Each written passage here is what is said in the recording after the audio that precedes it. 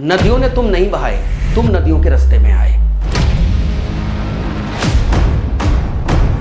लाखों करोड़ रुपए का नुकसान हो चुका है, जाने गई हैं, इंफ्रास्ट्रक्चर तबाह हो चुका है और ये कुछ चीज़ें हैं जो बहुत आसानी से दोबारा नहीं बनती हैं। मैंने अपने पूरे जीवन काल में इससे ज़्यादा खतरनाक बाढ़ की स्थिति नहीं देखी है।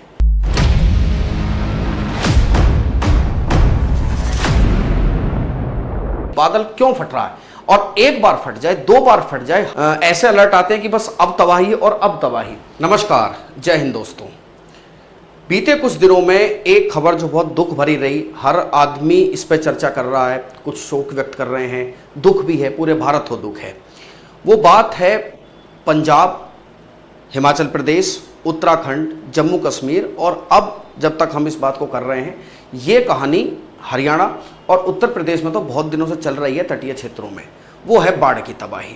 और उस बाढ़ की तबाही से कुछ इस प्रकार के विभत्स मंजर देखने को मिल रहे हैं। मंजर इससे ज़्यादा खतरनाक हो सकते हैं और वो आप देख भी रहे हैं। वो सब मैं नहीं समझता कि उनको यहाँ दिखाना बहुत ज़्यादा ज़रूरी है, लेकिन इस कहानी की भयावहता किस स्तर पर है, इस बात का अंदाज़ा सहज ही लगाया जा सकता है। हर समझदार आदमी को पता है कि इस बाढ़ के आने से अब और इस बाढ़ के उतर जाने के बाद क्या साइड इफेक्ट देखने को मिलेंगे, इस बात से कोई भी व्यक्ति इस समय तो मेरे हिसाब से ऐसा नहीं है जिसको ये बात समझ में नहीं आ रही है।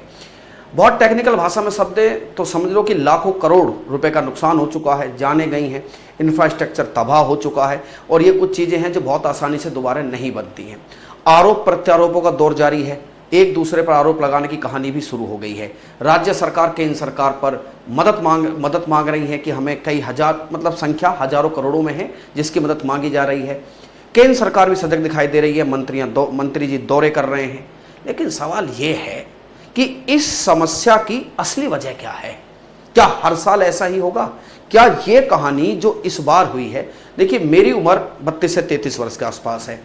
मैंने अपने पूरे जीवन काल में इससे ज़्यादा खतरनाक बाढ़ की स्थिति नहीं देखी है। पूरे जीवन काल में देखने से अर्थ है, हालांकि मेरा क्षेत्र बाढ़ प्रभावित क्षेत्र में नहीं आता है, लेकिन समाचार पत्रों से तो अवगत रहता ही हूँ मैं, तो उनसे मैंने कभी भी इतनी भयावह स्थिति को आज तक नहीं देखा कि इस तरीके से कहानी खराब हो गई है। एक नया ट्रेंड चल पड़ा है, लोग मदद कर रहे हैं, मदद कम रील ज़्यादा बना रहे हैं, पर चलिए वो एक अलग मामला है, उस बात को छोड़ देते हैं। आप किसी बहाने से कर रहे हैं, मदद कर रहे हैं, लेकिन सवाल ये आता है कि क्या ये कहानी इस बार होके ख़त्म हो जाएगी या ये कहानी बार बार होगी? सबसे पहले इस कहानी को आप समझिए भौगोलिक स्तर से कि मामला है क्या। इस कहानी का सबसे ज्यादा ठीकरा जिस चीज पर फोड़ा जा रहा है कि बादल फट गया। बस अगर किसी से पूछो कि भाई बाढ़ आ गई, क्या हुआ? सर बादल फट गया। क्या हुआ भैया? बादल फट गया। मेरे घर वाले पूछ रहे हैं कि वहां क्या हुआ बताइए, तो बेसिक मतलब समझाने के लिए मेरे पास भी एक ही शब्द है कि बादल फट गया। तो सबसे पहले तो मैं इस बात को समझाऊं आपको कि बादल फटना होता क्या है।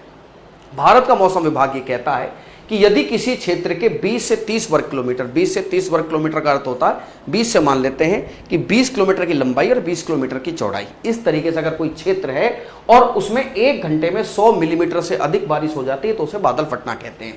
100 मिलीमीटर कैसे? क्योंकि बारिश को जो है गहराई से नापते हैं। 1 मिलीमीटर का अर्थ होता है कि 1 वर्ग मीटर में 1 मीटर ऐसे और 1 मीटर ऐसे आप ले लीजिए, उसमें अगर 1 लीटर पानी बरस जाता है तो हम कहते हैं कि 1 मिलीमीटर रेनफॉल हुआ है। सारी कहानी इस पर फोड़ी जा रही है कि बादल फट गया साहब, बादल फटने से बारिश हो रही है। अरे कुछ सोचो, ये प्रकृति तुम्हें क्या मैसेज दे रही है? इस प्रकृति की सहने की जो क्षमता थी तुमने सब चूस निकाली है वो। और याद रखना, प्रकृति अपने आप को बहुत देर में खराब करती है और उससे 3 गुना देर में रिवाइव करती है। तब तक तो तुम्हारी होमो सैपियंस, तुम्हारी पीढ़ी का सत्यानाश हो चुका होगा। ठीक है, तुम्हारी ये जाति जो है ना होमो सैपियंस खत्म हो गई होगी। अब सवाल यह है कि क्या हम कौन से बादल होते हैं बादल फटने के लिए जिम्मेदार? मेरे प्यारे भाई, होता यह है कि बादलों के भौगोलिक स्तर पर कई डिवाइडेशन किए जाते हैं। बादल भी एक प्रकार का नहीं होता है।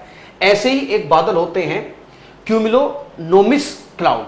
ये बादल जो होते हैं ये सबसे ज़्यादा बारिश करवाने वाले बादलों माने जाते हैं। आप ये देख सकते हैं, ये बादल फटने की जो इमेजेस हैं। मेरे प्यारे साथी, इन बादलों को माना जाता है कि यही वो बादल हैं जो बहुत ज़्यादा बारिश कराते हैं, इनमें बहुत ज़्यादा आर्द्रता होती है। लेकिन यहाँ से दो बात कि ये जो बादल हैं, ये बादल पहाड़ों पे क्यों फटते हैं? क्या मैदान पर कोई फट सकते हैं? आपको हम बता दें, क्यूमुलोनिम्बस जो क्लाउड होते हैं वो बनते हैं लगभग 3000 मीटर की ऊंचाई पर। 3000 मीटर की जब तक ऊंचाई नहीं होगी तब तक ये बादल नहीं बनता है। तो मैदानों पर ऐसी कोई संरचना नहीं है जो पानी, जो हवा है जिसमें आर्द्रता है, वो टकराए और उससे उठकर 3000 मीटर ऊंची चली जाए। 3000 मीटर ऊपर जाएगी तभी तो हवा ऊपर जाके ठंडी होती है, और जब पानी की बूंदें ठंडी होने लगती हैं उसी से बादल बनते हैं।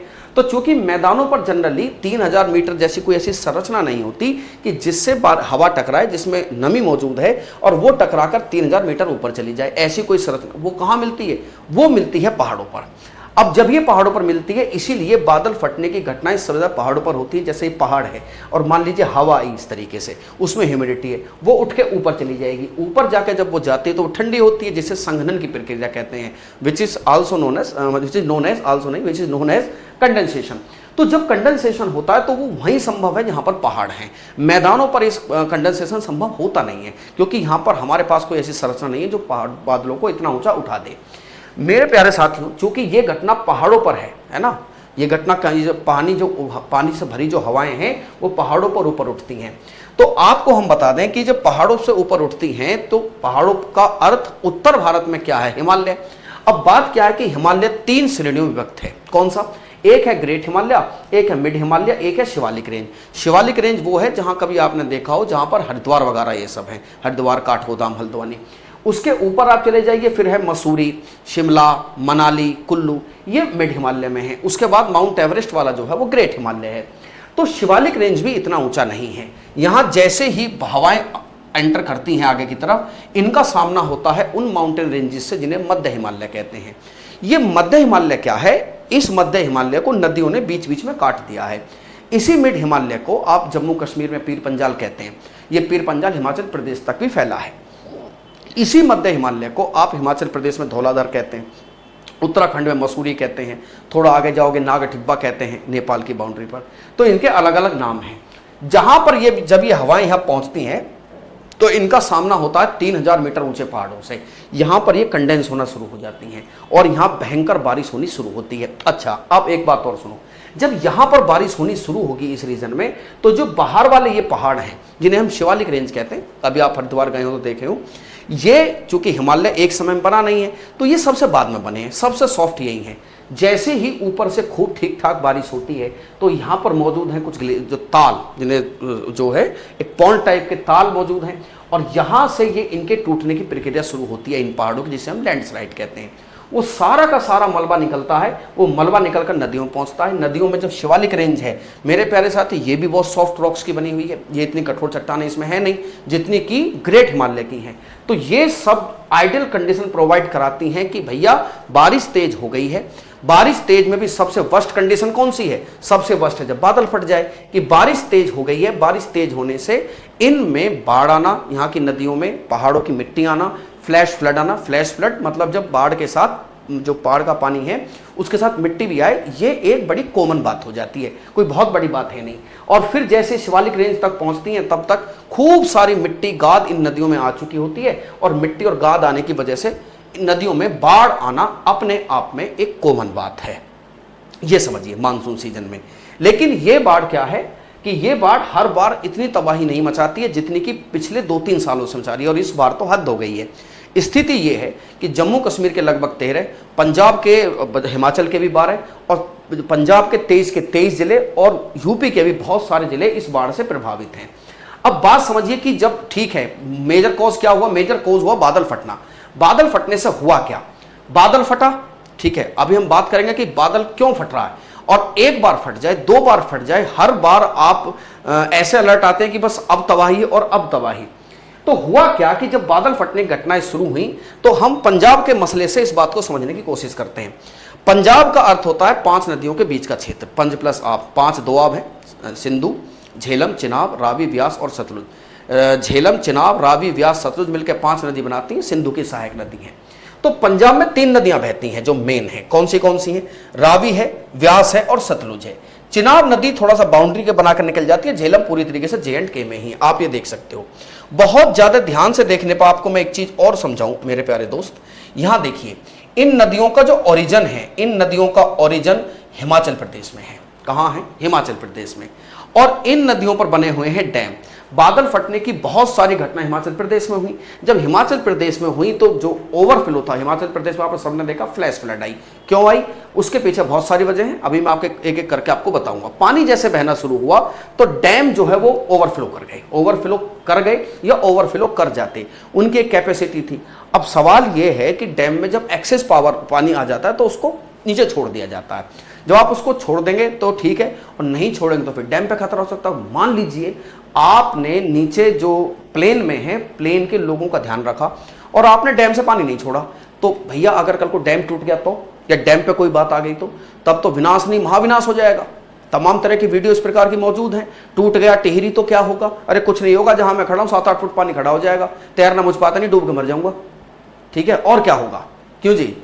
चलो, तो होता क्या है कि यहां पर ओरिजिन है, यहां बादल फटा, और जैसे ही बादल फटा इन नदियों में पानी ओवरफ्लो होने लगा और साथ में आई फ्लैश फ्लड।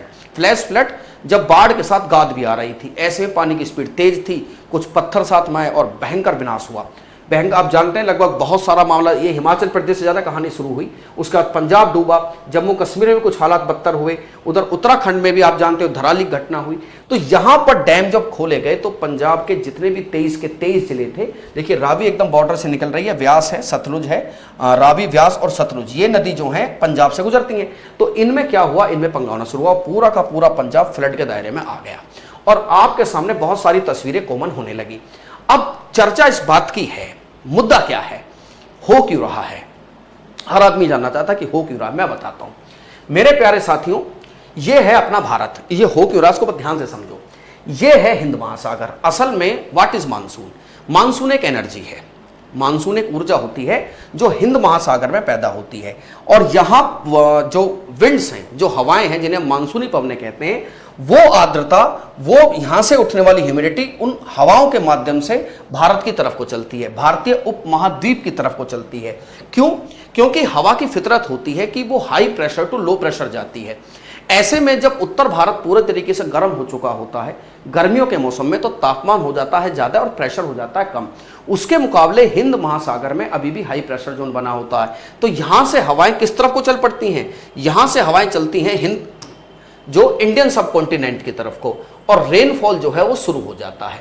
इसका अर्थ ये हुआ कि जितना ज्यादा ऊपर लो प्रेशर होगा उतनी ही ज्यादा ये हवाएं तेजी से जाएंगी। बिल्कुल सही बात है, इतनी बात तो समझ में आ रही है। लो प्रेशर, जितना ज्यादा लो प्रेशर होता जाएगा उसे मानसून ट्रफ कहते हैं, हिंदी में इसे मानसून गर्त कहते हैं। हाँ सर, ये बात तो जायज है कि अगर जितना ज्यादा यहां पर गर्मी होगी, तापमान ज्यादा है, प्रेशर कम, तो जितनी ज्यादा ऊपर गर्मी होती चली जाएगी उतना ही प्रेशर लो होता चला जाएगा, और ये हवाएं लगातार और तेजी से खींचेगी भारतीय उपमहाद्वीप इंडियन सब कॉन्टिनेंट की तरफ। बिल्कुल जायज बात है। और जब इस तरफ को खींचेंगी तो भैया यहां पर होगा भयंकर रेनफॉल, इस इलाके में भयंकर रेनफॉल होना शुरू हो जाएगा। जो इंडियन सब कॉन्टिनेंट का इलाका है यहां पर खूब रेनफॉल होगा। लेकिन इस बार क्या हो रहा है, जिसे हम मानसून ट्रफ कह रहे हैं, क्या कह रहे हैं, इसे मानसून गर्त भी इसे कहा जाता है। यह मानसून गर्त कुछ ज्यादा स्ट्रॉन्ग बन गया है। क्यों बन गया? कहानी को उल्टा पकड़ो। मानसून गर्त तब स्ट्रॉन्ग बनेगा जब उत्तर भारत में खूब गर्मी होगी। That's the point. गर्मी हो क्यों रही है उत्तर भारत में इतनी? बड़े बूढ़े खूब ये कहे पाए जा रहे हैं कि अब सर्दियां रह कितने दिन की गई हैं, है ना। किसी से बात करो तो लोग ये तक कह देते हैं कि अब तो सर्दी 15-20 दिन की, मान लो कहां आती है सर्दी। क्यों ये चक्र क्यों बिगड़ गया? भैया इसके लिए सबसे बड़ी जिम्मेदार है ग्लोबल वार्मिंग। क्या जिम्मेदार है? Global warming. और ये मुझे बताने की आवश्यकता नहीं है, लगाओ फैक्ट्री, चलाओ एसी। मेरे ऊपर भी चल रहा है एसी, मैं किसको कह दूं, मेरे ऊपर भी तो चल रहा है। बनाओ कंक्रीट के जंगल, बड़ी बड़ी इमारतें, काट दो वनों को, खत्म कर दो, ग्लोबल वार्मिंग बढ़ेगी और ऊपर की गर्मी लगातार बढ़ेगी ही बढ़ेगी। और जितनी गर्मी ये बढ़ेगी ना साहब, ये हवाएं उतनी ही तेज आएंगी ही आएंगी, ये समझ लीजिए। तो जो मानसून गर्त है, मानसून गर्त इतना स्ट्रांग है कि ये खूब ऊपर की तरफ खिसक गया, पूरा हिमाचल प्रदेश तक इसकी चपेट में है। तो भैया उसी स्पीड से हवाएं ऊपर जा रही हैं, पहाड़ वहां मौजूद हैं, हवाएं वहां फंस रही हैं, बादल बन रहे हैं, बारिश तो होगी ही होगी। ठीक है, तो इसके लिए कौन जिम्मेदार है? भाई मानसून गर्त जो ट्रफ है वो पूरी, और बंगाल की खाड़ी और यहां से नमी वाली हवाएं ताबड़तोड़ जा रही हैं। मानसून गर्त बढ़िया बना हुआ है। अब आगे देखिए, रही सही कसर पूरी की, ये जो जितनी भी खाली जगह मिलती है ना, अवैध निर्माण। किसी भी टूरिस्ट प्लेस पर चले जाओ, फिर दूसरी भी जगह होगी ना, वहां भी कुछ ना कुछ लगा के कोई ना कोई खड़ा है, ये खा लीजिए हमारे यहां से, है ना। अब नदियां, सुनो बात को समझिए, कोट की ना, नदियों ने तुम नहीं बहाए, तुम नदियों के रास्ते में आए। जहां मैं आज खड़ा हूं, मैं दिल्ली में खड़ा हूं, मेरा जिला पड़ता है हापुड़, गंगा यमुना के बीच में है, और पूरी गंगा यमुना के बीच का दोआब है। इसका अर्थ है कि पहले यहां कभी पानी बहता था, गंगा यमुना के क्षेत्र में बैठे हैं हम। कल को अगर वहां तक पानी पहुंच जाए ना गंगा जी का, तो मुझे हैरान नहीं होनी चाहिए, गंगा तुम्हारे रास्ते में नहीं आई, तुमने गंगा के रास्ते में आकर खूब अवैध निर्माण किए। ये तस्वीर तो बड़ी विरल हैं जो मैंने यहाँ लगा दी, ऐसी तस्वीरें कहाँ मिलती हैं। शेर पंजाब नामक एक रेस्टोरेंट खूब हाईलाइटेड हुआ, पीछे का पूरा हिस्सा ही साफ हो गया। शेर पंजाब साहब, तुमने जो जमीन ली थी, तुमने जमीन नहीं ली, तुम नदी के रास्ते में आए हो, नदी ने तो अपना रास्ता पकड़ा और कहानी खत्म हो गई। अब जब आप कंस्ट्रक्शन करते हो तो सीधी सी बात है कि आप जंगलों को काटते हो, और जब आप जंगलों को काटोगे तो सीधी सी बात है कि मट्टी उखड़ेगी, और जब पानी आ रहा है, रूट्स है नहीं, जंगल है नहीं, तो मट्टी बह जाएगी, और मट्टी बह जाएगी तो क्या नजारे होंगे, फ्लैश फ्लड। क्या हुआ धराली, पूरा फ्लैट हो गया। वो मट्टी कहां से आ रही है भैया, तुमने पेड़ों को छोड़ा ही नहीं, कंस्ट्रक्शन के चक्कर में पूरी कहानी खराब कर दी, और वो मट्टी जो बह रही है, वो मट्टी जो मट्टी है वो आ रही है पानी के साथ। अब वो मट्टी थोड़ी थी, उसमें पत्थर भी थे, वो सब साथ आ रहे हैं, झेलो। तो इस बात को लेकर खुद सुप्रीम कोर्ट ने संज्ञान लिया कि मुझे एक बात बताए, खासकर हिमाचल प्रदेश सरकार सवाल किए हैं कि तुमने जो वन कटाई करी है उसके बारे में बताइए आप हमें, कितने वन काटे हैं बेटा इस बार, तुमने जो हालत खराब करी है, कितने वन तुम इस बार काट गए हो हमें बताओ। तुम बार बार चिल्ला रहे हो, बात सच है, ये आज की समस्या नहीं, ये तो गड़बड़ कर दिया तुमने, है ना। अब ग्लोबल वार्मिंग कोई एक दिन में तो खत्म होने से रही, है ना। पेरिस समझौता, फलाना समझौता, इन सब का क्या मायने हैं। आज भारत भुगत रहा, कल पूरी दुनिया भुगतेगी, और पूरी दुनिया भुगत रही है। अफ्रीका में तो पता नहीं कितनी घटनाएं होती हैं बाढ़ की, भुगतना तो पड़ेगा, सीधी सी बात है। सुप्रीम कोर्ट ने पूछा कि भैया तुमने इतने पेड़ काट दिए, क्योंकि इन पेड़ों के कटने से मामला ज्यादा खराब हुआ है, छेड़छाड़ जिसे निचल साथ कहते हैं। अब सवाल है, गुरुजी आप कह तो रहे हो डेवलपमेंट ना करें, क्या करो, बट डेवलपमेंट पेज, डेवलपमेंट अपनी पूरी कीमत वसूलेगा, विकास अपनी पूरी कीमत वसूलता है, अर्थशास्त्र का सिद्धांत है, ठीक है। उसको भुगतने के लिए भी तैयार रहो, उसको रिवर्स करने के लिए भी कुछ कीजिए। सोशल कॉर्पोरेट रेस्पॉन्सिबिलिटी भी कुछ होती है। अकेले बनतारा बना के, इतना लंबा जू बना के वो घूम रहा है, यहां पे क्यों नहीं होते, इनके लिए भी कुछ कीजिए, लेकिन नहीं, यहां कोई नहीं सोचेगा। दूसरा, अब जब मट्टी गाद बनी तो गाद इस तरीके से नदियों में आ रही है, और जब नदियों में गाद आ जा रही है तो नदियों का लेवल ऊपर हो गया, गाद कहां बैठेगी, नीचे। तो जब नदी गाद ऊपर नीचे बैठेगी तो जो नदी है अपने कोस्ट लाइन, तटबंध को तोड़ के बाहर आ जाएगी, इसी को फ्लड कहते हैं। अब सुनिए, दुनिया में क्या होता है, रिवर मैनेजमेंट का पार्ट है गाद मैनेजमेंट। जो अथॉरिटीज नदियों को साफ करने के लिए जिम्मेदार होती हैं, वही गाद भी निकालती हैं।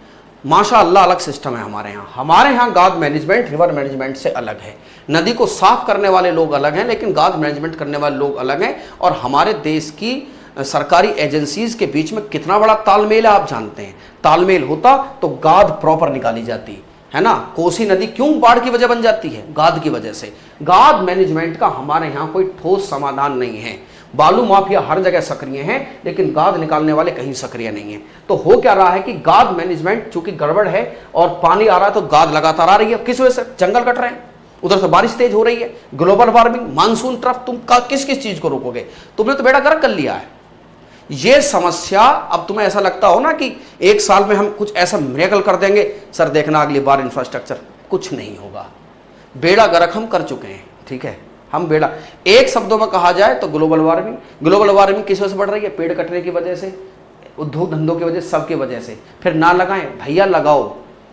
अब मेरे जैसा तुच्छ आदमी बताएगा तुम्हें, जो एक आम नागरिक है, इतनी बड़ी बड़ी एजेंसीज खोल कर बैठे हो, इतने मोटी मोटी तनख्वाह दे रहे हो, पर्यावरण वन संरक्षण मंत्रालय तक तुमने बनाया, रोज नए नियम लेकर तुम आते हो, तुम्हारे प्रॉपर मंत्री हैं, नहीं समझ में आ रही है। यूएनओ से पैसा आ रहा है, WHO से पैसा आ रहा है, तमाम तरह की तुम रिसर्च कर रहे हो, रिसर्चों पर पैसा दे रहे हो। आज तक हैरानी की बात यह है कि आज तक रिसर्च पर खूब पैसा खर्च होने के बावजूद भी लोगों को पढ़ लिए जाकर, यह पता चलेगा आपको, आज तक भी मानसून की मैकेनिज्म स्पष्ट नहीं है इन लोगों को, किसी को नहीं है। मानसून हमारी खेती योक ऑफ द मानसून है, नुकसान होता जा रहा है लगा, खेती जो है हमारी मानसून का जुआ है। आज तक इन लोगों को यह नहीं पता कि मानसून की एग्जैक्ट मैकेनिज्म क्या है। हमारी एक व्यक्ति से बात हो रही थी, वो कह रहे थे कि ज्योग्राफी में अगर रिसर्च करनी है तो मानसून पे करो, सरकार खूब पैसा खर्च करेगी, क्योंकि मानसून की मैकेनिज्म एक्चुअल में किसी को अभी तक नहीं पता नहीं कब कितनी बारिश आ जाए। चलिए, तो गाद मैनेजमेंट हुआ और इन सब की वजह से ये मल्टीपल फैक्टर बन गए तबाही के, वो मंजर जो ना चाहते हुए भी हमें देखने पड़े। ये तबाही के मंजर। क्या रह गया? अब कुछ यात्राएं होंगी, कुछ फंड्स रिलीज होंगे, कुछ शोक संदेश जारी होंगे, लोग बहुत बड़े बड़े कंटेनर लेके वहाँ पहुँचेंगे और उन सारे कचरे को फिर वहीं खपा देंगे। ठीक है, ना तुम सुधरने वाले ना हम सुधरने वाले। सवाल ये है, आप सुधरो या मैं सुधरूं? कोई तो सुधरना पड़ेगा, वरना हम सबको नेचर ऐसा सुधार देगी ना, देखने दिखाने दिखाने के लायक सुधर जाओगे। और दूसरी बात सुनिए, लाखों करोड़ का नुकसान है, चलो पैसे का नुकसान रिकवर हो जाएगा, पशु बह गए, लोगों के पता नहीं है, धराली में अभी तक नहीं पता कि कौन लोग नीचे दबे हुए हैं, मर चुके हैं, पर अपनों की कम से कम लाश ही मिल जाए आदमी को, उससे बड़ी तसल्ली नहीं होती। ठीक है, कि जो हुआ सो वो कम से कम अंतिम संस्कार का मौका मिल जाए। ठीक, जीडीपी 1% तक नहीं जा सकती है, पंजाब कटोरा है, पंजाब हरियाणा उत्तर प्रदेश जिस क्षेत्र में बाढ़ का पूरा कहर मच रहा है, यहां से गेहूं की फसल प्रभावित होगी, महंगाई बढ़ेगी, 50 तरह की चीजें आएंगी, और वैसे भी पता नहीं क्या। मैं तो भैया प्रभु को दोष दे नहीं सकता, मैं उस ऊपर वाले को दोष नहीं दूंगा, दोष तुम्हारा और हमारा है। मैंने कुछ बातें समझाने की कोशिश की है, मैं तो ओवरऑल कंक्लूजन ये कहूंगा, सुधर जाओ, वरना नेचर तुम्हें सुधार देगी। और तुम कितने बड़े 30 मार खान बन जाना, औकात नहीं है तुम्हारी कि तुम नेचर से पंगा ले पाओ। इस बात को ध्यान रखिए। उम्मीद करता हूँ मेरी बात आपको समझे होंगे। फिर भी कोई आपका नेचर के को बैलेंस करने के लिए, कंजर्व करने के लिए कोई सुझाव हो तो कमेंट सेक्शन में जरूर दीजिएगा, देखते हैं क्या कर सकते हैं। धन्यवाद।